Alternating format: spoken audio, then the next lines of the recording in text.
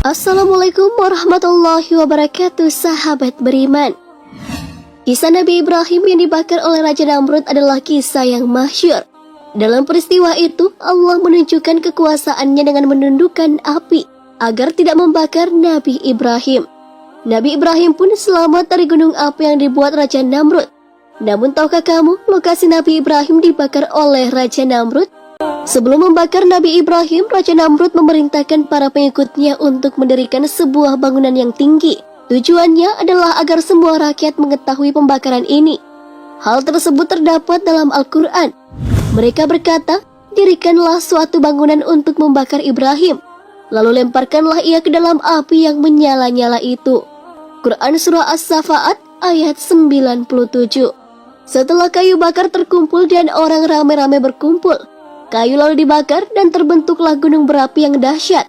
Kemudian dalam keadaan terbelenggu, Nabi Ibrahim dilemparkan ke dalam kobaran api dari atas sebuah gedung, di atas bukit yang tinggi, ke dalam tumpukan kayu yang menyala oleh pengawal Raja Namrud. Namun kuasa Allah menjadikan api tersebut tidak membakar Nabi Ibrahim. Beberapa ahli sejarah mengatakan bahwa peristiwa pembakaran Nabi Ibrahim alaihissalam berada di kota Urfa atau Ur, terletak di Mesopotamia yang sekarang masuk ke daerah Turki. Urfa atau yang juga disebut sebagai Sanliurfa merupakan kota kuno yang sudah berusia ribuan tahun. Kota ini merupakan bekas ibu kota Imperium besar Mesopotamia, Ar-Rafidian atau negeri di antara dua sungai Eufrat dan Tigris, seperti Akkadia, Assyria, Babilonia, dan Seleusia. Banyak peninggalan bersejarah yang ditemukan di kota tersebut, seperti artefak, patung, istana, kuil zigurat, kampung halaman, dan tempat kelahiran Nabi Ibrahim. Kota Urfa terletak di daerah yang kering. Diperkirakan dulu waktu zaman kuno, lereng-lereng bukit yang tandus mengelilingi Urfa. Beberapa ahli sejarah seperti Yakut sebagaimana dikutip dalam Mu'jam Al-Budan tentang Babilonia, menggambarkan bahwa negeri Babylon Urfa sebagai berikut. Ia berada di antara Tigris dan Eufrat yang disebut dengan As-Sawat. Karena kondisi yang tandus, dibangunlah irigasi agar lahan pertanian menjadi subur. Pemerintah Turki juga mengembangkan kota ini sebagai objek wisata karena keberadaan situs purbakala yang berkaitan dengan masa lalu, seperti kisah Nabi Ibrahim dan Raja Namrud. Para ahli pun mendapatkan banyak peninggalan Raja Namrud. Terdapat tiang besar yang dikenal dengan nama Tower of Babel. Dikutip oleh Harun Yahya, Lambert Dolphin dalam The Tower of Babel dan The Confusion of Language telah berusaha mencari jawaban tentang alasan tiang tersebut dibangun.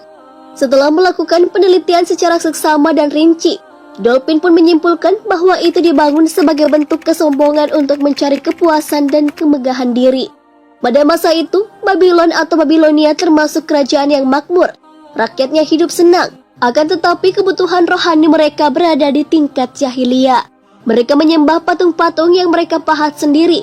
Mereka juga dipimpin oleh Raja Namrud bin Kan'an dengan semena-mena dan kekuasaan mutlak.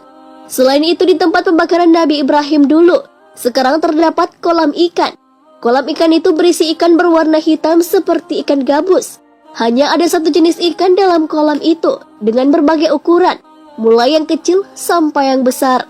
Warga Urfa meyakini bahwa kolam ikan itu sebagai tempat dibakarnya Nabi Ibrahim. Dilansir dari wowmenariknya.com, warga Urfa percaya kalau api-api itu berubah menjadi air dan sekarang tempat itu berubah jadi kolam ikan. Penduduk Urfa sangat yakin bahwa ikan yang ada di kolam itu merupakan jelmaan dari abu yang membakar tubuh Nabi Ibrahim. Itulah sebabnya mereka menjaga ikan-ikan yang ada di kolam. Mereka menganggap bahwa kolam dan ikan-ikan tersebut adalah sesuatu yang suci. Ibnu Katsir dalam Kisah Al-Anbiya juga mengatakan, sebelum membakar Nabi Ibrahim, penduduk Urfa Babilonia yang dipimpin oleh Namrud mengumpulkan kayu bakar. Hal itu berlangsung sangat lama. Mereka terlebih dahulu menggali sebuah lubang besar, kemudian menaruh kayu itu di dalamnya, lalu membakarnya. Lubang besar inilah yang diyakini penduduk setempat sebagai kolam ikan tersebut. Peristiwa dibakarnya Nabi Ibrahim disebabkan beliau menghancurkan berhala-berhala yang merupakan sesembahan kaumnya. Ketika itu, penduduk bepergian keluar kota dalam rangka memperingati hari yang mereka anggap keramat. Hal ini sudah menjadi tradisi penduduk kerajaan Babilonia. Berhari-hari mereka akan tinggal di luar kota sambil berkemah dan tentu saja membawa bekal makanan dan minuman. Kota-kota mereka kosong dan sunyi ditinggalkan oleh penduduknya. Bukannya turut serta, Nabi Ibrahim pun memanfaatkan kesempatan tersebut untuk menghancurkan berhala-berhala tersebut. Dengan sebuah kapak, beliau menghancurkan patung-patung tersebut dan hanya menyisakan satu patung yang paling besar. Lalu dikalungkan kapak itu pada patung yang tersisa itu. Nabi Ibrahim pun dinyatakan bersalah dalam pengadilan tersebut. Ia mampu membuktikan bahwa kaumnya telah melakukan kebatilan, tapi beliau tetap saja dijatuhi hukuman. Beliau akan dibakar hidup-hidup. Penduduk pun mengumpulkan kayu bakar sampai berhari-hari lamanya, bahkan berminggu-minggu. Namun yang terjadi bukanlah sesuai yang mereka harapkan. Api tidak membakar Nabi Ibrahim karena Allah memerintahkan api tersebut menjadi dingin. Hal ini sesuai dengan firman Allah Subhanahu wa Ta'ala dalam Al-Quran. Hai api, dinginlah engkau dan berilah keselamatan pada Ibrahim. Quran Surah Al-Anbiya ayat 69. Mukjizat yang diberikan kepada Nabi Ibrahim alaihissalam ini sebagai bukti nyata kebenaran bahwa dakwah yang ia sampaikan pada kaumnya. Hal ini menimbulkan kegoncangan dalam kepercayaan penduduk terhadap berhala sesembahan mereka.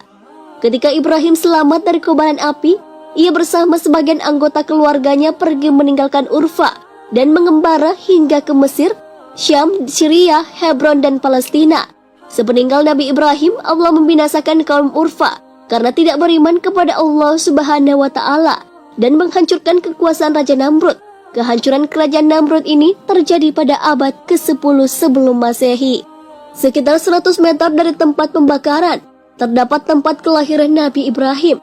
Di samping tempat kelahiran beliau, telah berdiri dua masjid, yaitu Masjid Maulid Halil yang didirikan pada 1808 Masehi dan Masjid Maulid Halil baru yang didirikan pada 1980 Masehi. Di belakang masjid terdapat sebuah bukit. Bukit tersebut merupakan tempat Nabi Ibrahim dilempar dari atas bukit ke tempat pembakaran api yang telah menyala. Di bukit tersebut juga terdapat dua tiang besar dan bekas bangunan tua yang sudah runtuh, tetapi dirawat dan dijadikan museum oleh pemerintah setempat. Untuk memasuki museum itu, para pengunjung harus membayar sebesar 3 lira Turki atau sekitar Rp18.000.